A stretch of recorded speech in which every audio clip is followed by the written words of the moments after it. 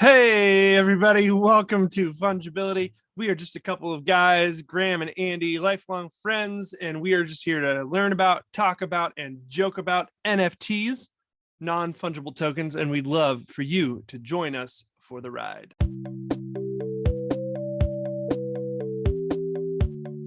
Episode 3.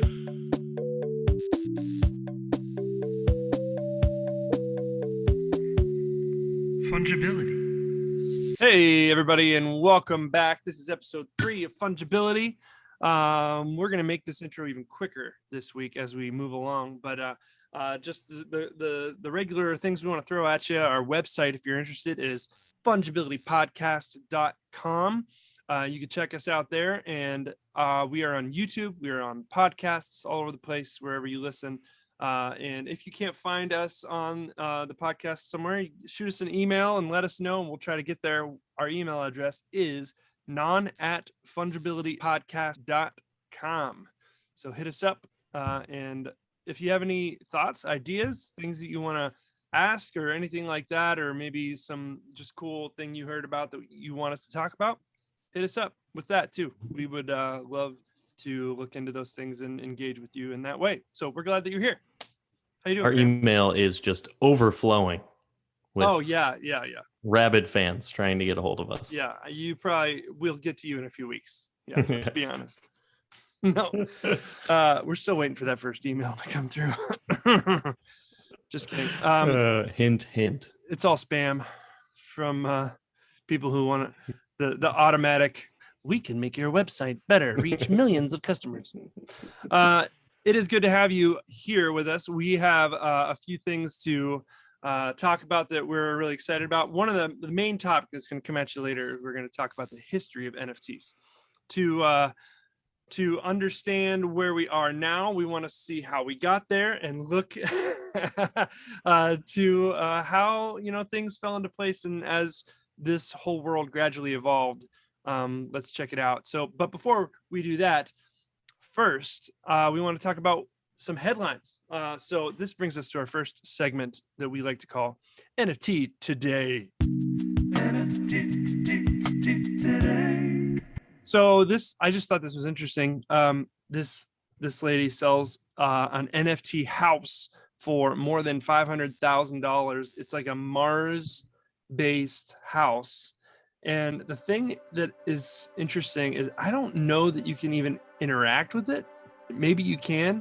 I don't know if it's just a video or if it's actually like a rendering that you can like move through and hang out in your, like virtual. So it is not a physical.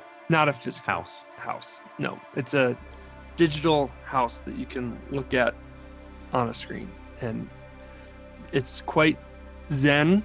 It's futuristic. It's interesting. Is this something I could just walk through myself right now? Walk through? Or, virtually walk through. Yeah, that's what I haven't been able to find, if you can actually like navigate through it, like, or if it's just like a video and I'm going to watch this move through the house. I don't know. Who's got money for that? I don't. Yeah, me neither. But Mark Cuban, a lot of Mark Cuban NFT news this week. Yeah, man. Today, or at least I read it today. I don't know when it actually happened, but he was part of a round of funding for Super Rare, which is a NFT art space, mostly one of the bigger ones. But that round of funding was like $9 million. So money is flowing into the space in investments. He also started, probably along the same lines, NFT gallery project called lazy.com. I don't know. Did you open an account? I did. Oh, you did? I just want to be able to put my NBA Top Shot moments in, but I don't know. I don't know when that world's going to come. Okay, that was my question, because it's, first of all, the idea seems super cool. I mean, this is going to, in my mind, it's going to be like the social media of NFTs. For sure. I could definitely see, like, people who are spending thousands of dollars want to show these things off. So, for sure. But this, I feel like this is kind of unrelated, but with anything, like, like when you have advancements in technology, like, like the automobile, televisions, computers, only like the richest people had them at first. And then whoever figures out how to bring it to the masses is like going to be Right. super successful. Well, I feel like that's what's happening right now in the NFT space. Like, but rather than just like, well, I mean, it's like crypto rich people, but also people who are just like early adopters of it, because it's such a barrier to entry right now. There's so much you have to learn. Like, you can't just go on and buy an NFT off of OpenSea. You have to open a wallet. You have to have cryptocurrency. Like, yeah, like when I tried to buy that album, that Kings of Leon album, I'm like, here we go. I spent like half an hour setting everything up. I'm like, okay, I got to do this. Got it.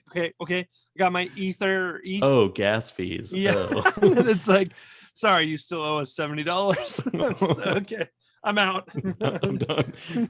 So I think whoever does this social media thing well, like, there's no doubt in my mind it's the next big thing. Well, and Mark especially Cuban, once all this, like, Ethereum is, I'm sure, going to be more efficient, and gas fees are going to be a thing of the past, or at least be significantly reduced from what they are now. Yeah, I mean, there's just going to be people who want to share what they have. Yeah, for sure. It's going to be fun. Yep.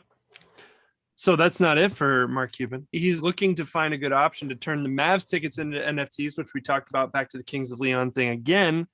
The NFTs are very well set up to be a admissions ticket in the future that can also help control the secondary market. They can make sure that tickets don't get resold for obscene amounts of money, and the original seller of that NFT ticket, in this case the Mavs, would be able to take a chunk of that resale price, and so that's more money for them. Happier fans and happier, owners, I guess you could say. Right. Yeah, he was saying, a lot of season ticket holders, they will sell their tickets for like the two most popular games of the year. And just like in an effort to make their money back for like the whole season ticket price. And he was just saying, we're seriously looking into how we can make sure that we're still like getting a piece of that. Yeah. And I mean, he's a super smart guy. But I also hope along with this, they like provide additional value for, actually owning the NFT, like as a ticket holder, whatever that might mean. But I just like utility for the, like, not only valuable for the organization, but also potentially adding additional value to the holder. That would be like cherry on top, in my opinion. Yeah. Because I think the utility in this case is that a fan would no longer have to pay the secondary market, unless maybe Mark Cuban's like, let them run it up as high as they want, because I'm taking 10%. That's what I'm thinking. Yeah. Interesting. But yeah, I mean, this kind of thing, I don't feel like it's going to have widespread adoption until you have widespread adoption of like Ethereum and like the NFT space. And it's not going to, just don't have, it's going to be a while. In my opinion, it's not even going to be Ethereum. I mean, maybe it is, but those gas fees different blockchains. I guess with Top Shot, it's on Flow. I still don't fully understand all this stuff. So speaking of Dapper Labs, they're in the news as well, because they just received another $305 million of funding. Graham? I love that. That gives them a $2.6 billion valuation, which is just like, wow, mind-bending to me for, I don't know, something that's still considered highly speculative. And it's based on essentially CryptoKitties and NBA Top Shot. But a lot of pretty A-list investors, Michael Jordan, a bunch of current NBA and NFL athletes, Will Smith. Yeah, just to name a few. Great athlete. Well, what did Will play? Lacrosse? Yes. People want, they realize what this is. They want skin in the game. Oh, and I just one headline that is kind of, it's NFT adjacent, more Top Shot related. But PSA, which is the rating company that grades sports cards, they just announced today that they are like ceasing operations until July because they have a backlog of cards that's like 10 million that need to be rated, and like they can't keep up. So like if anything just sheds light on digital collectibles being like just the future, I mean, it's just insanity. It's man, massive bottleneck. that is the craziest headline and timing. It's like 10 million. Like coinciding with this just bursting of the digital marketplace. That's really interesting. And that was announced today. Wow. Well, there you go for the bulletin NFT today. That is our NFT today segment. Now, this next thing I want to do doesn't have a segment. It's just super fun, and I can't wait to do it with you because this is called the Beeple Generator, and you can do this at home. Basically, you just go to http://Beeple, BEEPLE, BeepleGenerator.com, and you find yourself, let me type it up here. All right, so you find yourself at this place, at this screen, and you can move it around, and like basically it just like generates a strange so this is just what came up when I typed it in, but if you want, you can just click new Beeple, you get yourself, it'll generate a wonderful new NFT for you. Oh, Sonic the Hedgehog. Oh, Sonic. There you go, racing on the moon. The funniest one I was playing around with this, and I got one that was Super Mario. Basically, he just got murdered by Luigi. Luigi's standing on his chest with a giant knife. Here, I'll show you an image of that. Oh my gosh. So if you want to make millions, then clearly all you have to do is go to this site and click new Beeple and then somehow mint that thing and sell it. Yeah. So do you know who, like how these were created, or no, I know nothing about it. Taking random elements. Mine also had a Shibu Inu. What's is that the name of this fox? This dog? Yeah, it's the Dogecoin dog. I know nothing about the process, and I don't really care because it's just hilarious and I love it. Oh my goodness. Yeah. Well, that was fun. Yeah. So now it's time for our next segment called Tweet of the Week. Tweet of the Week. Oh, that's the best. So yeah, we wanted to start this little segment because I feel like there's just so much good stuff on Twitter. But there is one guy, Maddie, who goes at DCL Blogger. He just like talks about NFTs. But he retweet. Essentially, these are just retweets. So I guess it's not necessarily anything super prolific. But he's a great retweeter, one of the best. Great retweeter, top notch. He retweeted someone who just posted a picture with no caption of like 50 people in front of the Mona Lisa all taking pictures with their camera. And he said, "Oh no, all that value being stolen." Yep. And it just rings true with all this digital art. But the other one that I thought was really cool, and you talking kind of about social media, and he just retweeted this YouTuber, Kaigi, I think is how you say it. It's I'll send it to you. But so he released a free NFT in his like community of YouTube subscribers that they probably just had to pay gas fees or whatever. But essentially, as a holder of this NFT, when he earns money through YouTube, he is sharing his revenue with holders of that NFT. No way. And this is apparently the first YouTuber to do this. Doesn't seem like he's got like a huge following, but I don't know. I love the idea of it. It's almost like it's like revenue sharing with and just like really fosters community, because like you're almost incentivized to like be a long-term holder in somebody, and like I don't know. Well, and it's in your best interest to share and to get people on board and to further this guy's reach. For sure. Yeah, that's awesome. I mean, I think it's a great decision on his part, because people are going to be so invested to spread the word. Yeah, it's great. But unrelated note, yeah. if you click this link, you can claim our very own. Yeah, we need to mint some NFTs at some point. Clearly, very low cost. And I cut you off. You were going to say something.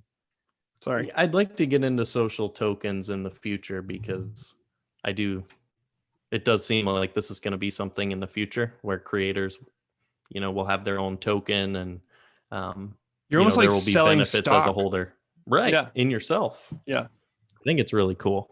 It's interesting. And I won't rest until we have our very own. What will it look like? I don't want to commit to anything yet. It's too early. Let me sleep on it. But yeah, so that was pretty lame. Tweets of the week, retweets of the week. You know what? I have an idea. I have an idea for I'm not going to say it.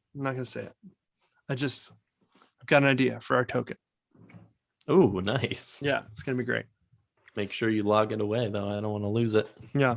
So that is all that we have leading up to our main topic today. We want to go through the history of NFTs. And so basically, we are, as we've said, we are just like learning, we're talking, we're having fun with this process, and we're inviting you along on the journey. That is the whole basis for the show, the podcast. And so that's what we're doing here with this next segment. Basically, a man named Andrew Steinwald in 2019, he wrote an article for medium.com called The History of NFTs.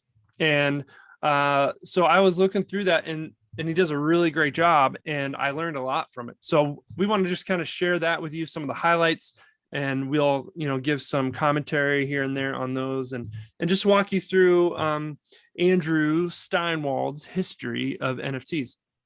And it all started, and he didn't have this one on there, but I added this one because it's just a very important piece of the puzzle, is basically the invention of blockchain technology. And that is with Bitcoin coming into reality in January of 2009. The first Bitcoin was mined, actually it was 50 Bitcoins were mined at the genesis block of blockchain is what they refer to that as. And it grew from there, and it is a digital asset, as you know, with no backing or central authority. That's why you hear the term decentralized thrown around a lot. And as we mentioned before, blockchain provides security. It's a digital ledger that basically the transactions can all be written down on that and traded among computers and verified among each other. So it's secure and it's safe. And so that provided the basis for all of this new stuff that we are seeing moving forward. And now there's a whole bunch of blockchains, obviously. And we talked about Ethereum and a few others, Flow and things like that. So that is the basis for all of this. And then a few years later, you see these colored coins pop up. Now, Graham, do you understand more than I do about what these colored coins were? Not entirely, but I do know that they essentially act like they're like an NFT, almost like a precursor, if you will. But they essentially were trying to color certain Bitcoin into like related groups, so that like, a certain amount of Bitcoin or this particular group of Bitcoin could represent like an asset. Yeah. And I don't really know what the utility was, like where it was, how it was actually used. I just know the kind of like general thesis behind it. Sure. But I think cool. because when Ethereum came out and like did things better, then things could be done on the Bitcoin blockchain. It just kind of like died. But I might be wrong. Maybe people are still using it. Yeah. Cool. So that was 2012, 2013. And then in 2014, on that Bitcoin blockchain came this platform called Counterparty. And Counterparty was basically the home for all sorts of other, like, I think of it this way, like on my PlayStation, I log on my PlayStation and I get on and I can play a whole bunch of games on there. It's just a platform on Bitcoin. And on there in 2015, in April, the Spells of Genesis is the name of a game that was built into Counterparty. And that was basically the first game built in blockchain. And so their in-game assets were on the blockchain, which like, I never played it and I'm just learning about it, but it seems to me like, you know, today you're playing Fortnite and you know, people spend tons of money on these assets. Like I want the new, like, you know, the new Marvel superhero dance move, or like whatever you can buy on there. You can buy all sorts of crazy stuff. Well, like just imagine that whatever you're buying in the platform is basically an NFT in your account, minted on that blockchain that you can maybe sell later. Like, I don't know how extensive it went and how flexible it was with this game, Spells of Genesis, but this was the precursor for all of that. Your assets were on the blockchain. It used its own token called Bit Crystals, which it used as in-game currency. So isn't that crazy? Yeah, crazy. I think what was most striking about this article in general is just like people didn't have a lot of knowledge about blockchain at this time. Like it was all experimentation, but like building on top of existing blockchains, like these applications and stuff, is just, it's really crazy to think about people doing it. Definitely. So but yeah, I love the idea with Fortnite, just in video games, like being able to, you know, potentially have a marketplace for things you've purchased from the game. So it's not just like living in that game and the money is, you know, gone. You could potentially buy something and sell it for a profit, whatever. And I think the future of gaming is a lot of it will be this way. Yep. Just getting started. So then in 2016, in August, a game called Force of Will, which was a major card game. It was actually ranked 4th by sales, behind Pokemon and Magic the Gathering, and then one other one. So Force of Will. This was like an existing game. Yes, it was a card. Okay. Yep, it was already doing well, and they decided to branch out and launch onto Counterparty, which demonstrated the value of putting this type of asset on blockchain. So I don't know how it did on blockchain, but they were among the first to show up. And then in October of that year, 2016, we find these new items called rare pepes, which are like these frog-like renderings. You know, Pepe. Yeah. Everyone knows Pepe. They seem to be like the first instance of like user created, like they're all different. They're like this frog in different places and different situations. They seem like you or me could just make one and submit them, but apparently there's some sort of governing authority that chooses which pepes are up to muster. I don't know. Yeah, that was my understanding of it. But you know, internet people just driving memes. You know, this was the first example of that being it. And this was on Counterparty, right? Yes. First. Well, actually, I don't know that for sure. I think it was. And then it transitioned to Ethereum in 2017. And Ethereum was created in 2015 by this 19-year-old kid. Actually, he invented it before then, but Vitalik Buterin. And if you have not listened to this kid, just like look him up on YouTube. He's like not from this planet. Just like his brain is, it's like Elon Musk or something. It's crazy. Wow. But and he's like delightfully kind of dorky, you know. Yeah. Just very, very entertaining. Kind of like you. But anyways, exactly. Yeah. but I don't have the brain space or brain capacity. No, come on, don't sell yourself short. But so he came up with the idea of Ethereum because at 19 he saw, like, I guess he'd be even younger seeing this, but it's just crazy to me, seeing all the potential of blockchain, but that the Bitcoin network wasn't really equipped to go beyond Bitcoin.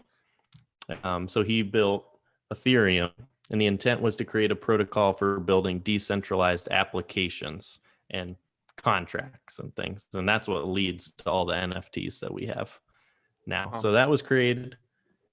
That led to, in 2017, June of 2017, CryptoPunks, which we have discussed a little bit. Yeah. I don't know if you want to take that one. Sure. Just to start us off, there basically it was a group that considered this to be like an experiment, and they used algorithms to create 10,000 different pixelated images. Most of them were humans, but some of them were apes and some of them were aliens, and they gave them all away for free. And basically, whoever wanted one who had an Ethereum wallet could just claim one. And apparently, they were snapped up pretty quickly. All 10,000, and then they became a tradable good. You just had to pay gas fees. Yeah, that's right. Yeah, they started making their way around, and I just want to jump in the beginning because I read this today. I thought it was really interesting. When they first released all of them for free, and people took them all up, they kept the Larva Labs who made it. They kept 1,000 of them for themselves, just in case it took off. They would have a stake. That stake is probably super lucrative right now if they still have all those. But when they started opening the marketplace for them, they realized within the first day or so that there was a bug. And so when a transaction would occur, the buyer, the money never left their account. So the CryptoPunk would go from the seller to the buyer, but the buyer's money would stay with the buyer. No way. And so it's on blockchain, and it's not like you can just go in and fix the code. So they had to write a new contract, reach out to everyone and say, sorry, everything is going to be undone. We're going to go back to square one, where whoever originally obtained the CryptoPunks from Larva Labs would have ownership of it. Oh my goodness.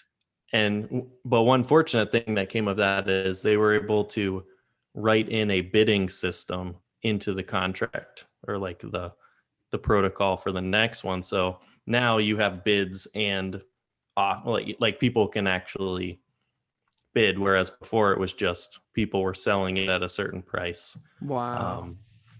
But yeah, just kind of a funny thing that could have been, because if they find a bug now, there's nothing they can do. There's way too much money that's changed hands. Oh my gosh. But millions, yeah.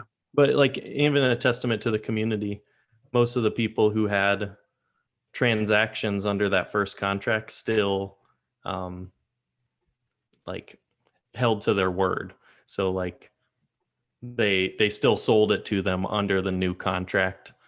Wow. So I just thought that was kind of a cool. That is amazing. Yeah. Little tidbit. That's cool.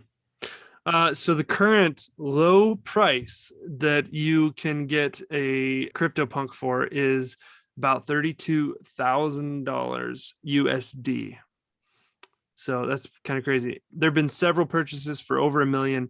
And I actually went through and counted 160 different transactions for over $100,000. So these things are moving. Yeah, it's nuts. But at this point, it's a piece of history because they played such a prominent role in the history of NFTs. And this is just exactly. And this is considered to be the first true non-fungible token as we know it now. So if you believe in NFTs as a thing, this is kind of a no-brainer. But I don't know, it's just obviously the layman can't afford a CryptoPunk. No. But there's companies coming out who want to do fractional investing of NFTs. Yeah.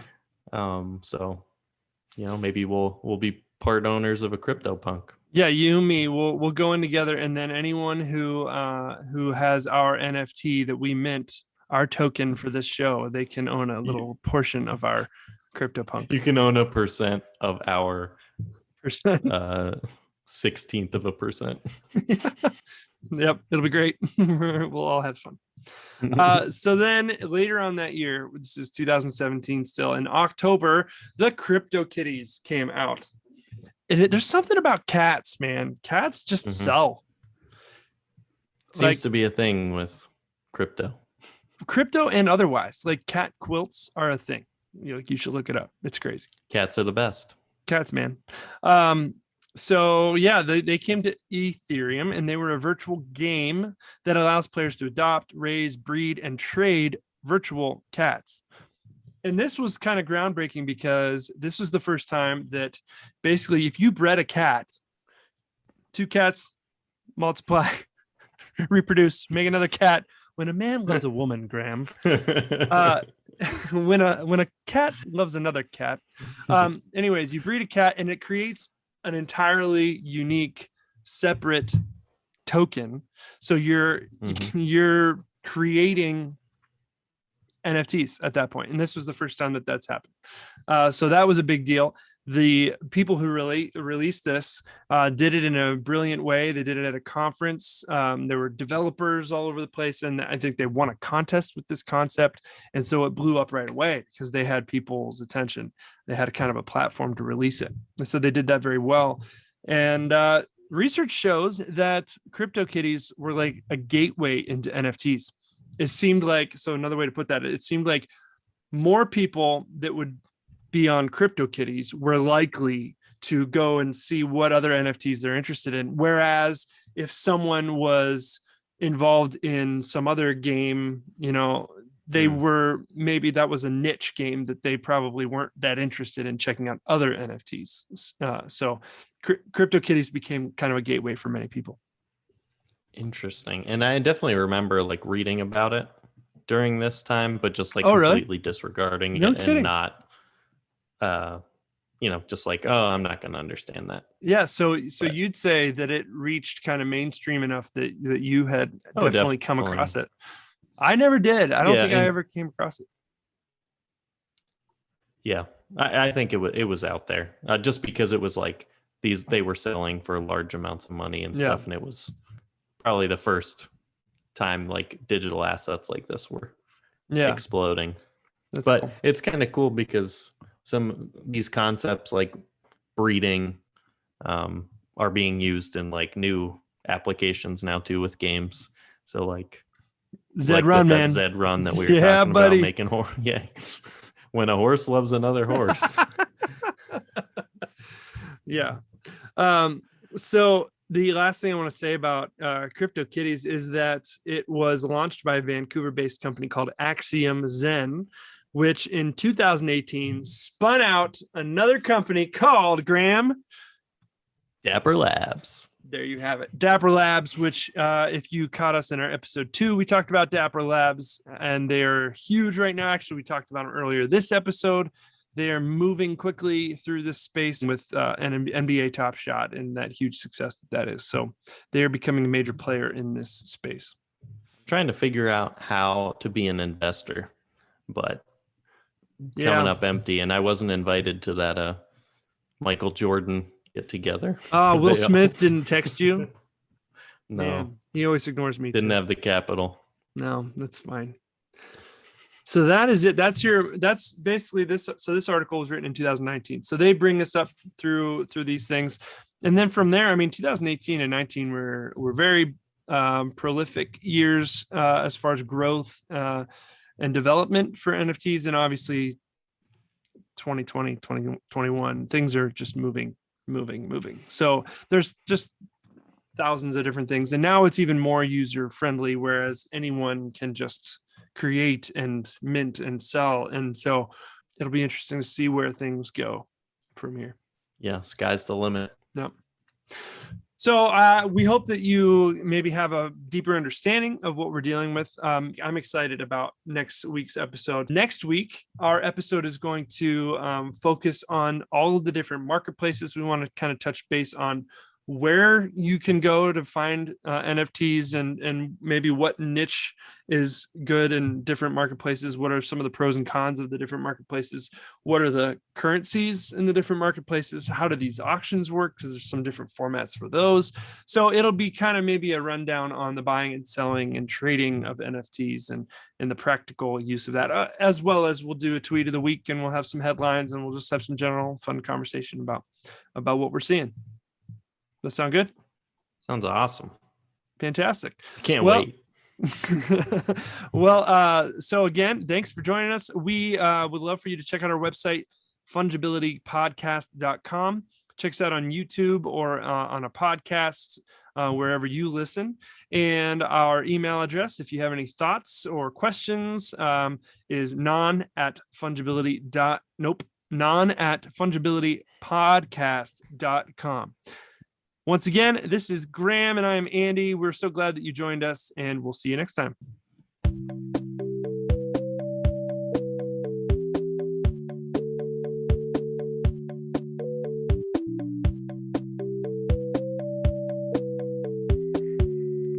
Fungibility.